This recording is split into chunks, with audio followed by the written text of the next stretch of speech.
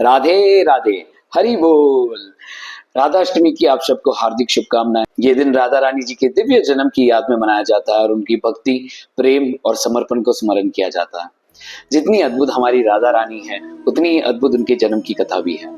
राजा वृषभानु और रानी कीर्ति ने लंबे समय तक संतान प्राप्त नहीं किया था, इसलिए वे भगवान से संतान की प्रार्थना करते रहे। उन्होंने यमुना देवी की कठिन तपस्या की और जगह जगह पूजा की। उनकी भक्ति और तपस्या से प्रभावित होकर यमुना देवी ने उन्हें वरदान दिया कि वे अपनी संतान प्राप्त करेंगे, जो श्री राधा रानी के रूप में उनके घर प्रकट होगी। एक दिन जब वृषभानु जी यमुना नदी के किनारे स्नान कर रहे थे, तो उन्होंने यमुना के पानी में तैरता हुआ एक सुंदर और चमकता हुआ सुनहरा कमल का फूल देखा, जो पानी के प्रवाह के बिल्कुल विपरीत आ रहा था।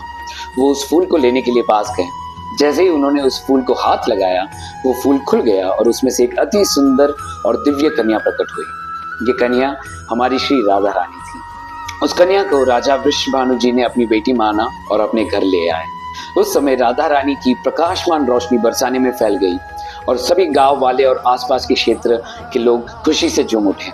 कुछ देर बाद ये पता लगा कि राधा रानी अपनी आंखें नहीं खोल रहे हैं। वैसे इसका भी एक कारण था कि आप कमेंट में बता सकते हैं कि राधा रानी ने अपनी पहली आंखें कब खोली थी और किसको पहले देखा था। कमेंट में जरूर बताइएगा। वैसे इस कथा के रूट्स ऑल द वे सतयुग तक जाते हैं, जब समुद्र मंथन हुआ था और विष्णु भगवान ने मोहिनी रूप लिया था।